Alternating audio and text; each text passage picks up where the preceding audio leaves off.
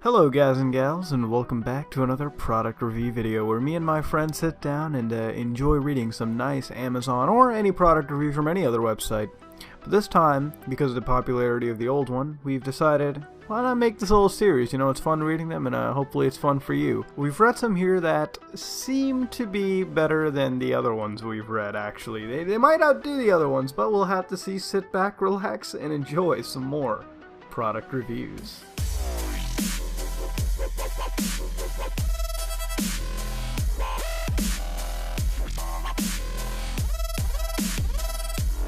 Alright guys, these are fake testicles. Oh god, I know these. Now this person said this is definitely not to scale. God.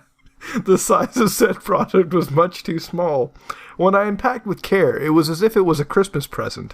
I was dismayed at the blatant size discrepancy between it and my my real balls. The product was very small compared to my own super huge balls.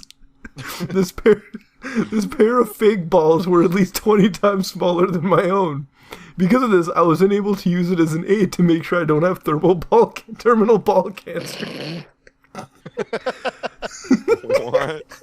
Some may say that I have ball cancer and the growth is so large that it makes each ball look like a watermelon. Oh, fuck.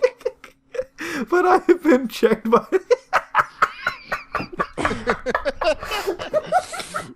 But hold on, guys. You're gonna die when you hear this. I've been... Come on with it. What's your word? Hold on, I'm fighting. Come on, Kyle. I've been checked by the beautiful nurse in my local strip club. What?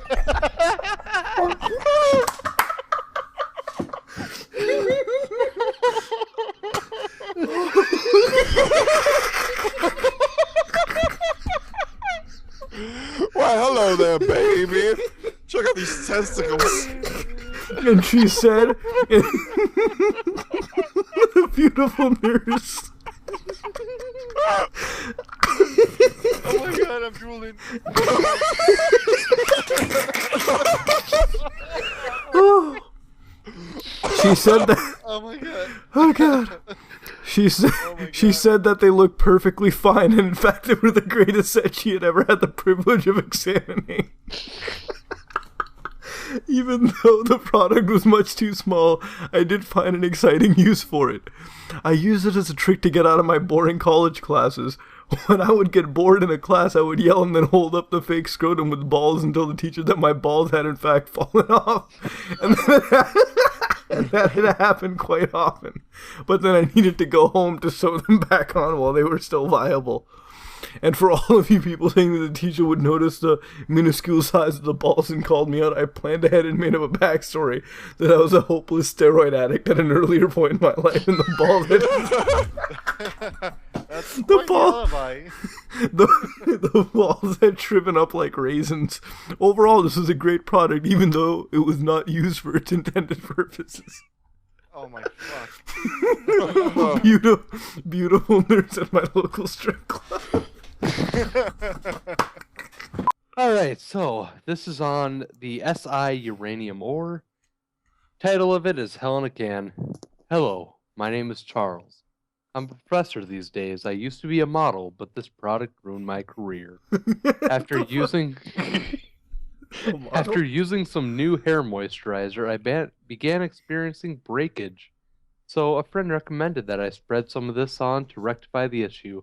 Good news, the breakage is gone. Bad news, so is pretty much everything else. Good job, uranium. I began balding instantly, right in the mirror. I haven't cried like that since my mom passed away. Oh, on the bright side, I can now read people's minds and move things with my brain. He became fucking Professor X. Which comes in handy because I've lost use of both my legs as well due to this little can of paradise. People ask me all the time, how did you end up in a wheelchair? I like to tell them I was shot in the back and I can change up the scenarios here and there depending on who asks me.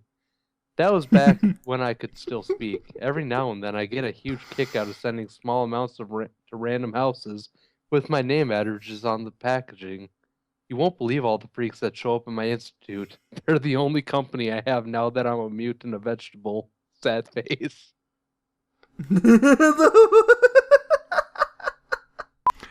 I purchased this after I was confronted by some punks demanding that I hand over my money. I'm a relatively fit guy, but I was no match for him. This is when I realized that I need to protect myself. That day, after I bought this product, I went to the very same Walmart parking lot where I was first mugged. What an anniversary, huh?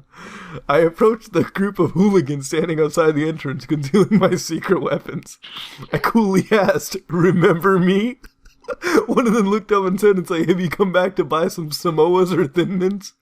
My Girl Scout troop needs to raise morale."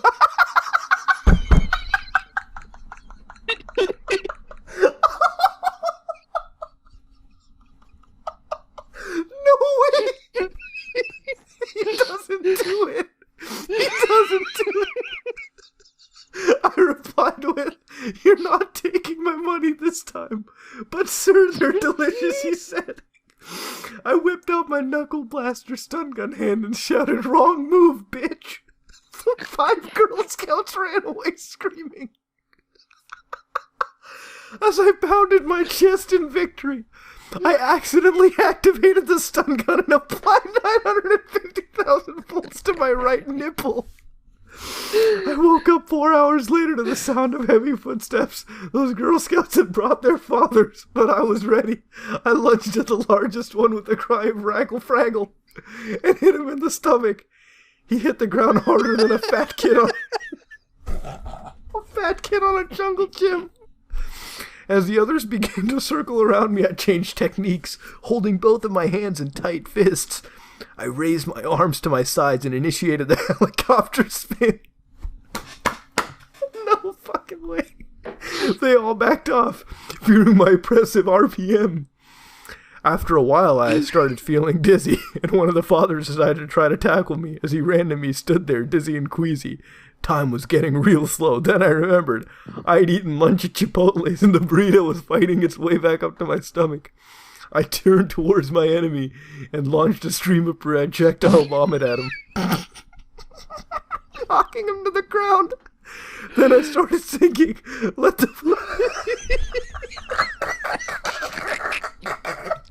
I'll just come back.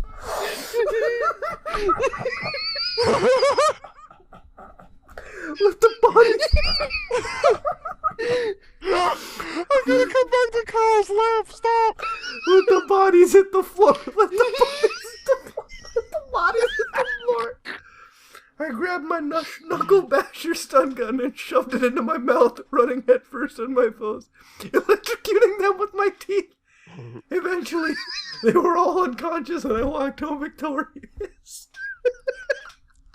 5 out of 5 stars. Would punch again. Playmobil Security Checkpoint. Great idea, incomplete implementation. When I bought this toy for my kid, I had hope that it would be more realistic. Like many of the peers I have already pointed out, this set is missing a long line of people. The interrogation room, the rubber pat-down gloves, and the biggest fault is the lack of Arabs. Oh my god, what? Arabs. Just missing the Arabs. How am I supposed to teach my kid the many virtues of racial profiling in this toy with no Middle Eastern looking figures? Oh my god! How am I supposed to teach my kid about racial profiling? What a thoughtful father. Looking figures. The cost of the watch batteries required to turn RFID detector on the model metal detector would be peanuts compared to the value of learning the benefits of the randomly selected pat-down. Naturally, every Arab, Egyptian, Israeli, Syrian, and Palestinian figure would have come with their own dynamite jacket and backup toothpaste, bottle filled with C4 rigged and floated with the bottle. No! Oh my god, they did not! Own dynamite jacket and backup toothpaste bottle filled with C4 rigged to blow at the twist of the bottle cap. We need to teach our kid to fear everyone who looks like a terrorist. How am I supposed to do that when the only airline passenger figures are vaguely white? So good idea. Finish up for hours of fun and spend it waiting on the line, but the set is just not complete enough. Anyone knows if they're coming out with an expansion set? Expansion set. Oh my god, that was a golden one. I need to teach my kid racial profiling. Why isn't there no Arab set? Oh my god. Oh man. Holy shit, what thoughtful. Is this what you call being a father? Oh, the fucking God. toothpaste bottle filled with C4 Reupload. What the fuck was that? Oh my Everyone should come with their own dynamite jacket. Oh my god.